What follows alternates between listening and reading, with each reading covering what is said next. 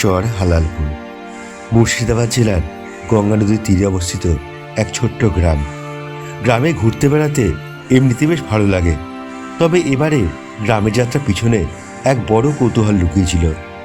Google ম্যাপে চর Halalpur search করতে গিয়ে সেখানে গঙ্গাবক্ষে একটা দ্বীপ বা চর ইন্ডিকেট করছিল। কি ওটা, দ্বীপ নাকি চর? মাথার মধ্যে এটাই প্রশ্ন ছিল। এমনিতেই চর হালালপুর যাওয়ার রাস্তা খুব সুন্দর শুনেছিলাম, আর পথেই পড়বে শ্রী শ্রী বিজয়কৃষ্ণ সপ্তর্ষি আশ্রম। চলুন তাহলে আজ আবার একবার অজানা গ্রাম, অচেনা রাস্তা আর অজানা পরিবেশ থেকে ঘুরে আসি। বহরমপুর কোর্ট রেলওয়ে স্টেশন, আর কলকাতা থেকে আসছে হাজারদুয়ারি এক্সপ্রেস 1 নম্বর প্ল্যাটফর্মে, আর আমাকে যেতে হবে 2 নম্বরে, কারণ আমার ট্রেনে চলে আসছে, আর আমাকে নামতে হবে সারগাছি রেলওয়ে স্টেশনে। চলুন যাই।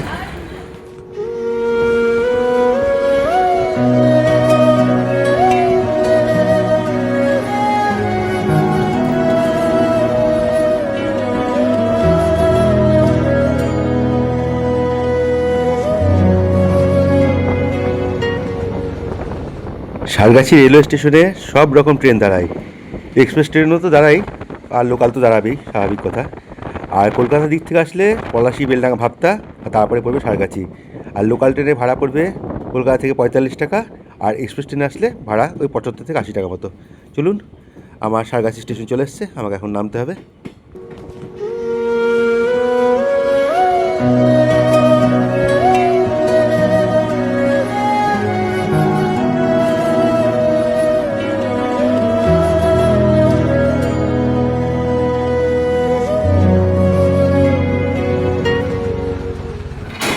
নেমে গেলাম সারগাছি রেলওয়ে স্টেশনের 1 নম্বর প্ল্যাটফর্মে, আর আমাকে যেতে হবে 2 নম্বর প্ল্যাটফর্মে।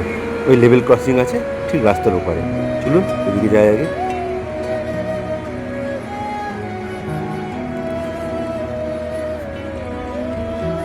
ট্রেন চলে গেল এখন শিয়ালদার দিকে, আর আমি এদিকে বাঁ দিকে গিয়ে একটা টোটো ধরবো। চলুন যাই আগে। টোটো ভাড়া এখান থেকে আশ্রম অব্দি একা থাকলে 30 টাকা বলবে, আপনি বলবেন না 20 টাকাই দেবো, 20 টাকা আশ্রম পৌঁছে যাবে। কিন্তু রাস্তা পাকা, তবে অনেক দিন মেরামত হয়নি। পাশ দিয়ে কখনো কোনো বড় গাড়ি গেলে না একটু ধুলো ওড়ে বটে। পথের মাঝে মাঝেই উঁচু বাম্পারও রয়েছে, তবুও রাস্তার সৌন্দর্য আছে একটা। বড় বড় গাছগাছালি, আর এক পাশ দিয়ে বয়ে গিয়েছে হালালপুর বিল, আর বিলের ওপারটা অনেকটা ফরেস্ট রেঞ্জের মতো। আমি টোটো ভাড়া করেছি বিজয়কৃষ্ণ আশ্রম অব্দি, আমার ভাড়া পড়ল 20 টাকা। তারপর বাকি রাস্তা আমি পায়ে হেঁটেই যাব।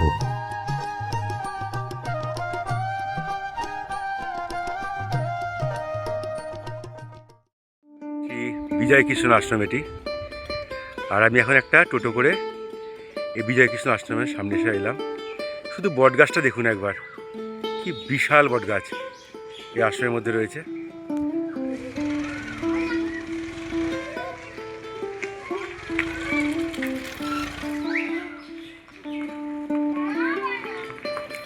এই আশ্রমকে কেন্দ্র করে এই পাড়াগাঁয়ের ছেলেদের খেলাধুলা সব কিছুই। চলুন আশ্রমের ভেতরে যাওয়া যাক এবার।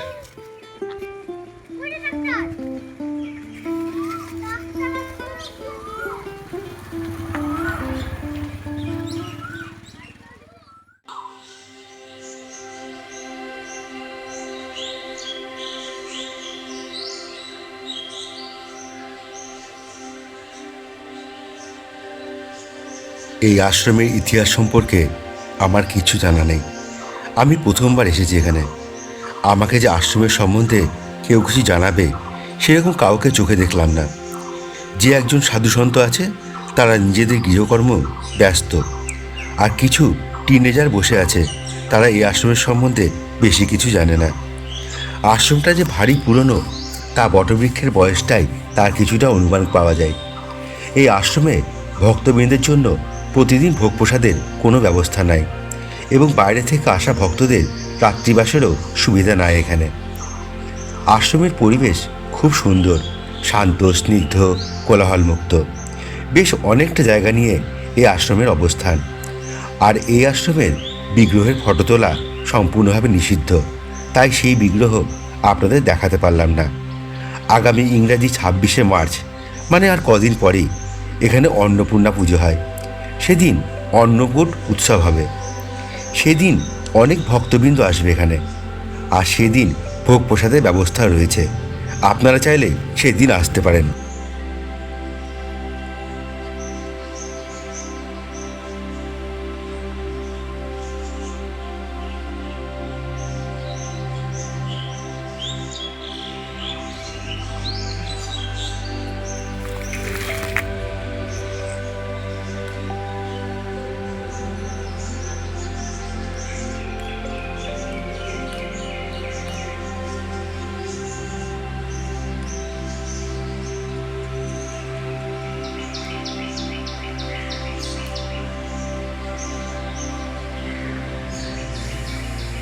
আশ্রমে বেশ কিছুক্ষণ বসেছিলাম, কিন্তু আমাকে এখন আরও অনেক জায়গায় যেতে হবে।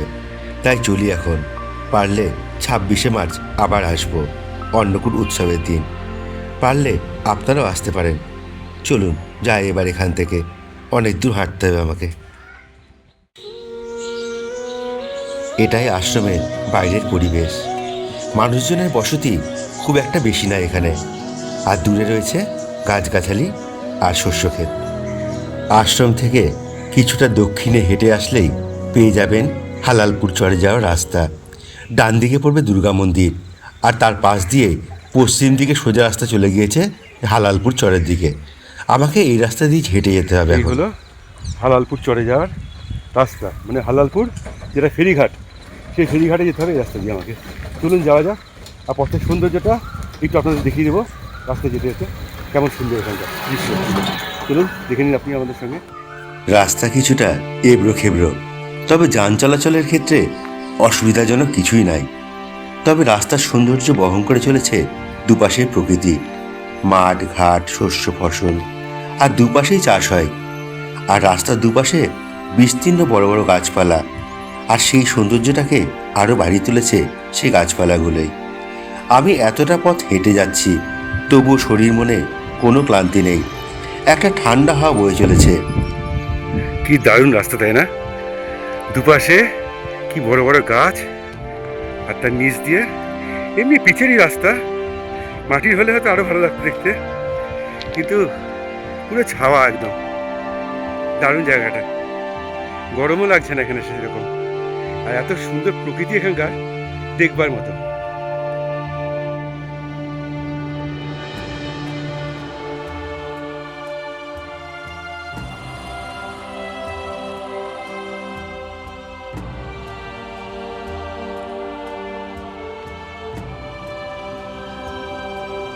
ইউক্যালিপটাস গাছ এটা।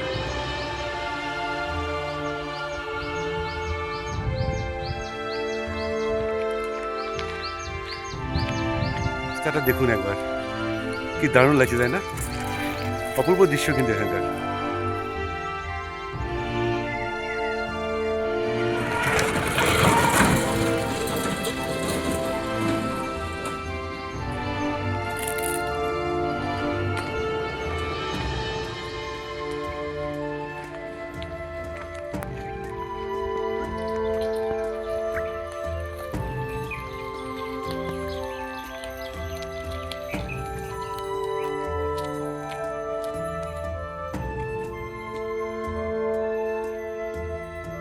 ভুলে যাবেন দীঘাপুরি।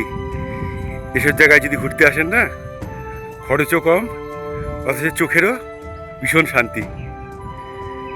দারুণ দারুণ। জানি না ইউটিউবে আগে কেউ ভিডিও করেছিল কিনা এই চর হালালপুরের, হয়তো আমি প্রথম এক্সপ্লোর করছি হয়তো এই জায়গাটা। খুব সুন্দর জায়গা, বিভিন্ন পাখির ডাক, জানি না আপনারা শুনতে পাচ্ছেন কিনা। গাছে এখন তো বসন্তের সময়, কোকিল ডাকছে, ফিঙে পাখি ডাকছে, আরো কত কি পাখি ডাকছে। রাস্তার ডান দিকে একটা কাঁচা রাস্তা নেমে গিয়েছে। দূরে দেখলাম একটা পুকুর পাড়ে একটা বড় কুল গাছ। তাই জমির ভেতর ঢুকে পড়লাম সেই কুল গাছে যাওয়ার জন্য।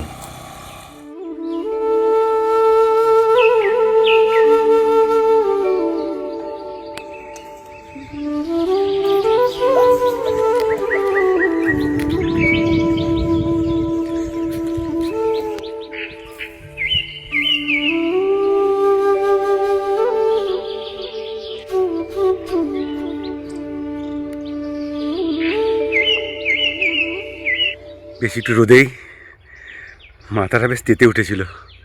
এই কুল গাছের নিচে দাঁড়ালাম একটু রেস্ট নেওয়ার জন্য। এখনও কুল রয়েছে গাছে বাবা, এখনও কাঁচা কুল। এই একটা পেলাম, এইখানেও একটা আছে।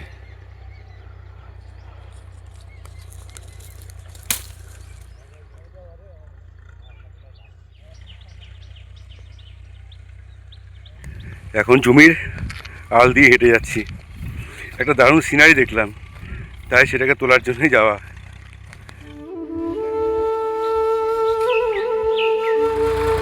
ট্রাক্টরে লাঙল দিয়ে মাটি চাষ করছে, আর সেই মাটি থেকে মনে হয় কোনো পোকা টোকা উঠছে, আর সেই পোকাগুলো খাওয়ার জন্য এখানে কি বকগুলো এসে ভিড় করে আছে।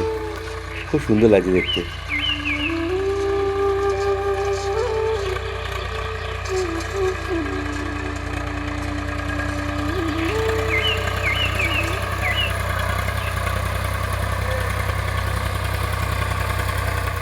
দারুণ সিনারিটা, তাই না?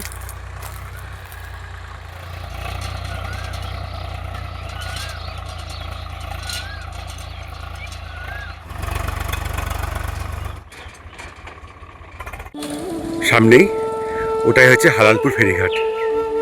অনেকটা রাস্তা হেঁটে আসতে হলো, প্রায় 3 কিলোমিটার মতো, তারপরে পৌঁছালাম এখন হালালপুর ঘাট। চলুন সামনে যাই, নৌকা পার হবো। প্রকৃতিটা দেখুন শুধু একবার, সোনালি ধান হয়ে রয়েছে,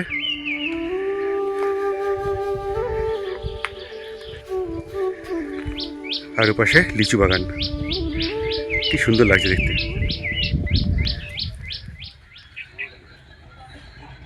হালালপুর ফেরিঘাট, আর এখনও মনে হয় একটা নৌকা যাত্রীদের নামিয়ে দিয়ে গেল। আবার একটা নৌকা ওই যে দূরে আসছে।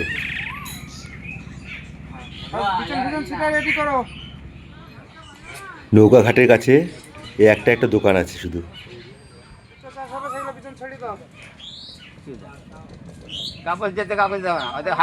খালি নৌকা আসছে একদম, তাই না? কেউ নাই ওপার থেকে লোকজন, খালি নৌকা আসছে, ওপার থেকে কোনো লোকজন নাই।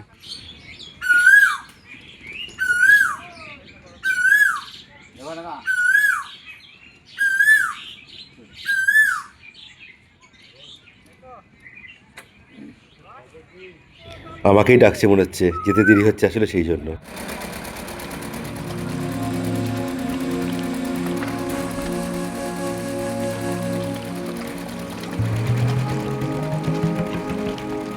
আবার একবার নৌকা ভ্রমণ এই গঙ্গাবক্ষে। নৌকাঘাটের এই যে পাড়টা, সেটা দেখতে অনেকটা কোনো কবির কবিতার মতো। বর্ষাকালে জল বেড়ে অনেকটাই উপরে উঠে যায়। ওই যে সামনে, ওটা হলো চর। ওই চরটা আসলে অভিশপ্ত এই হালালপুর গ্রামের জন্য। এই চরের জন্যই বর্ষায় গঙ্গা জল বাড়লে তা হালালপুর গ্রামে বন্যা হয়ে যায়। একবার প্রাক্তন সাংসদ অধীর রঞ্জন চৌধুরী মহাশয় এই সমস্যা দূর করার জন্য ব্যবস্থা করেছিলেন শুনেছি, কিন্তু কোনো কারণবশত তা সফল হয়ে ওঠেনি। চলুন, নৌকা আমার ঘাটের কাছে চলে এসেছে, এখন আমাকে নামতে হবে।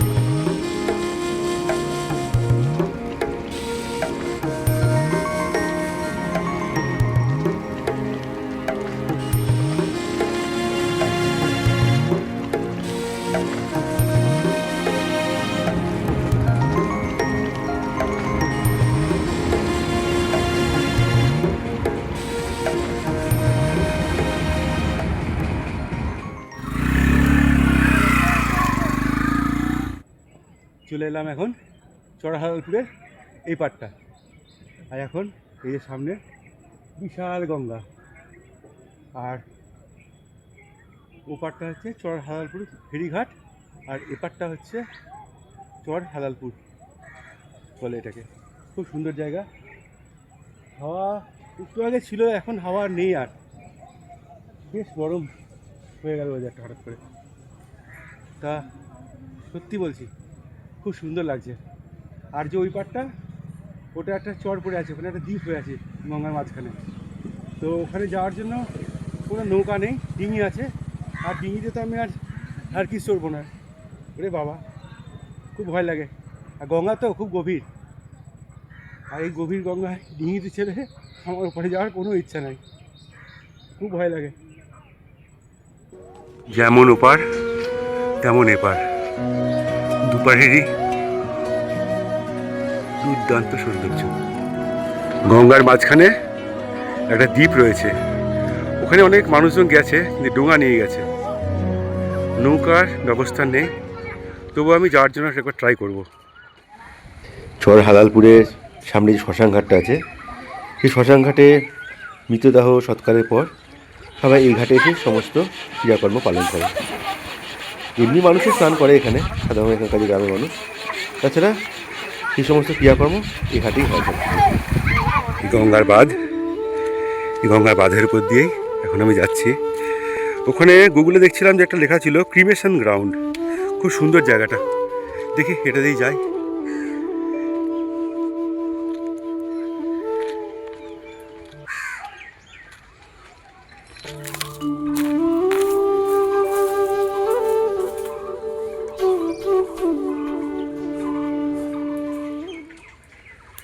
এটা আসলে কোনো রাস্তা নয়, এটাই হচ্ছে গঙ্গার উপরে যে বাঁধ।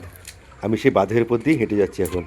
এই বাঁধের উপর দিয়ে গ্রামের ভেতর দিয়ে তারপর আমাকে ওদিকে যেতে হবে।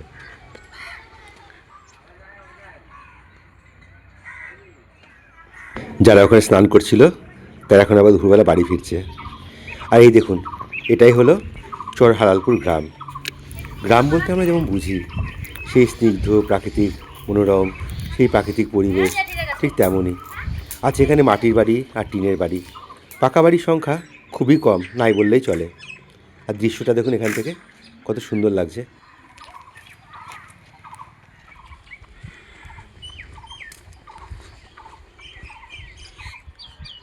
গ্রামের মাঝে কি সুন্দর একটা তুলসীতলা।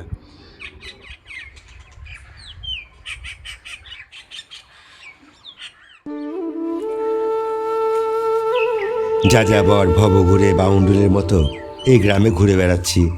কখনো বাঁশবাগানের মধ্যে দিয়ে, কখনো বাঁধের উপর দিয়ে, কখনো রাস্তায় হারিয়ে ফেলছি। তাই ঠিক করলাম বাঁধের উপর দিয়ে ঘুরে যাব। এইসব জিনিস গ্রামে আসলেই দেখতে পাওয়া যায়। এই যে আমার পিছনে দেখুন একটা আতা গাছ দেখতে পাচ্ছেন, আর গাছে দেখুন কত আতা হয়ে আছে। খাওয়ার লোক কেউ নাই এখানে।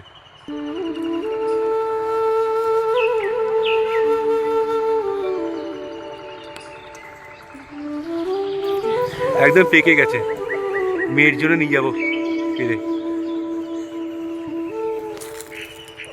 আতাটা পেরে নিলাম, বাড়িতে মেয়ের জন্য নিয়ে যাব।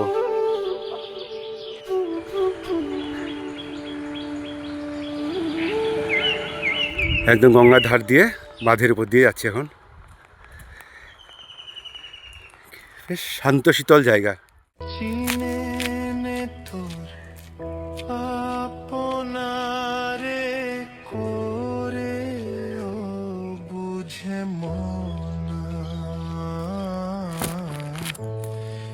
সংসারে কেউ নয় আপন এই সংসারে কেউ নয় আপন। এই জায়গাটা তাও একটু ঠান্ডা, রোদ নাই। ওই দেখুন গঙ্গা বক্ষে কত বড় একটা চর পড়ে আছে, চারিদিকে জল, মাঝখানে ওই চরটা পড়েছে।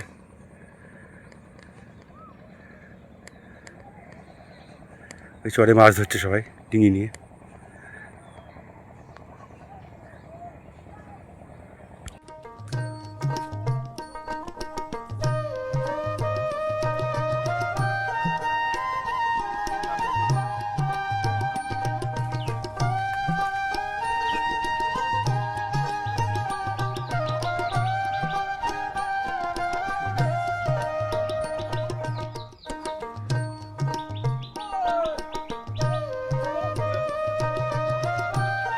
জেলে ভাইরা ওই চরে গিয়েছিল মাছ ধরতে, তারপর ঘাস নিয়ে এলো কেউ, এখন আবার এপারে ফিরে আসছে।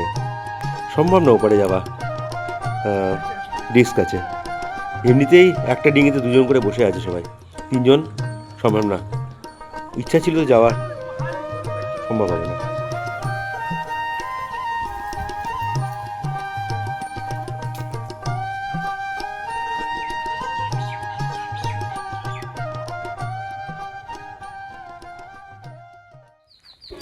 কিছুক্ষণ নদীর পাড়ে দাঁড়িয়ে লোকাল মানুষের সঙ্গে কথাবার্তা বলে আমি আবার আমার গন্তব্যের দিকে এগাতে লাগলাম। সেই ক্রিমেশন গ্রাউন্ড, সেদিকে চলেছি এখন। দেখি সামনে যাওয়া যাক, ওখানে আর সৌন্দর্য নাকি আরও সুন্দর একটা, এই গ্রামের মানুষই বললো একজন, তাই সেদিকে হাঁটা লাগিয়েছি।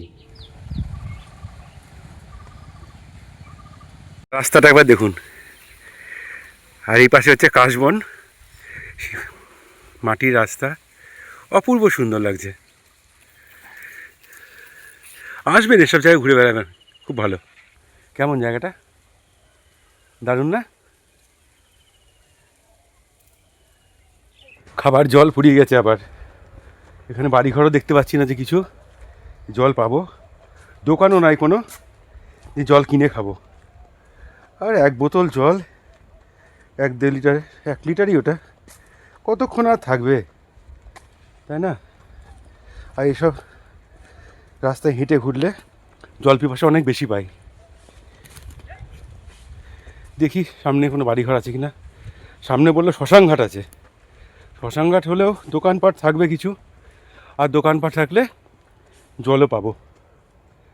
আশেপাশে কোনো বাড়িঘর নেই, এই দেখুন চারিদিকে মাঠ আর এই মাটির রাস্তা। আর ওই যে আমার পিছনে আসছে এক রাখাল ভাই তার গরু টরু নিয়ে। চলুন যাওয়া যাক।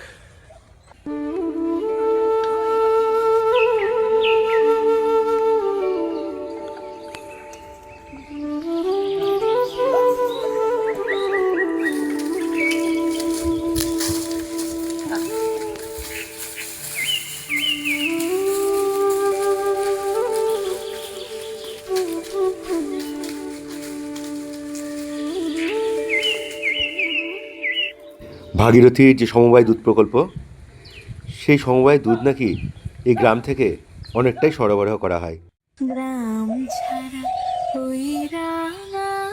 অনেক কিলোমিটার পথ হেঁটে চলে এসেছি, এখনও অনেকটা রাস্তা বাকি রয়েছে। আর কিছুটা গেলে শ্মশানঘাটের কাছে পৌঁছে যাব। আর তারপরের গ্রাম পড়বে যদুপুরের চর, সেখানে মা কালীর মন্দির আছে একটা, তাই যতটা সম্ভব জোরে হেঁটে যাওয়ার চেষ্টা করছি।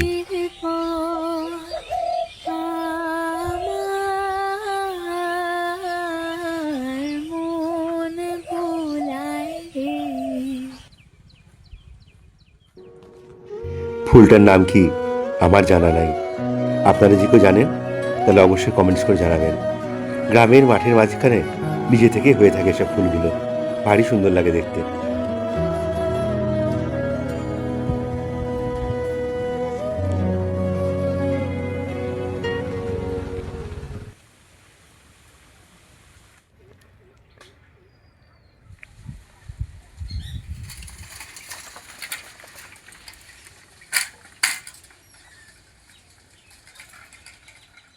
চিনে নে তোর আপনারে করে ও বুঝে মন,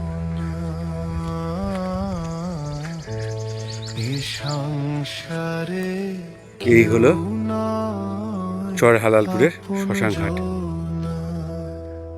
সেরকম কিছু নাই, জাস্ট কাঠে পোড়ানোর মতো ব্যবস্থা। সংসারে কেউ আর ইলেকট্রিসিটি বলতে এই যে সামনে দেখছেন একটা সোলার লাইট, এই সোলার লাইটে লাগানো আছে। চিনে নে তোর আপনারে করে ও বুঝে মন। এই শ্মশানঘাট অবধি এসেছিলাম আমি, যদুপুর চর আর আমার যাওয়া হয়নি। বেলা বাড়ছে, আবার আমাকে অনেকটা পথ এইভাবেই হেঁটে যেতে হবে। আজ কালবৈশাখী ঝড় আসবে শুনেছিলাম, আবার নৌকা করে ফিরতেই হবে আমাকে, তাই যে পথ দিয়ে এসেছিলাম সেই পথ দিয়ে ফিরে যাচ্ছি। এখানে খাওয়া দাওয়ার দোকানপাট প্রায় নাই বললেই চলে, সেরকম চোখেও পড়েনি আমার। দেখি ঘাটের কাছে গিয়ে যদি কিছু পাই। ঘুরে ঘুরে একদম কালো হয়ে গেলাম। আবার নৌকায় চেপে পড়লাম, আর আকাশটা দেখুন কেমন মেঘলা হয়ে আছে। আর রাস্তায় খাওয়া দাওয়া কিছু পাইনি, কোনো দোকানপাটই নাই সেরকম এখানে।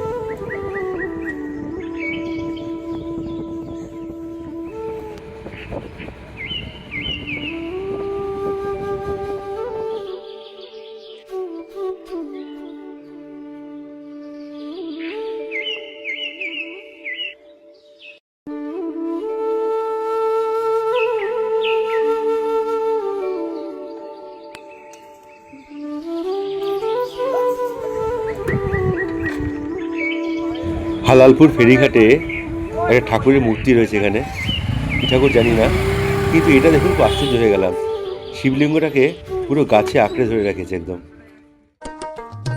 হালালপুর ফেরিঘাট থেকে একদম ডাইরেক্ট একটা টোটো করলাম, যাবো একদম সারকাছি স্টেশন অব্দি। আর ভাড়া দিল আমার কাছ থেকে 20 টাকায়। চলুন একদম সারকাছি স্টেশনে গিয়ে দেখা হচ্ছে।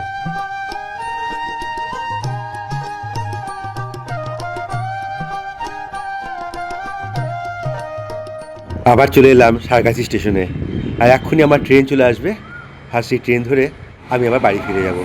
আজকের ভিডিওটা ভালো লাগলে অবশ্যই কিন্তু লাইক শেয়ার সাবস্ক্রাইব করে আমাদের পাশে থাকবেন। দেখা হচ্ছে আবার পরবর্তী ভিডিওতে।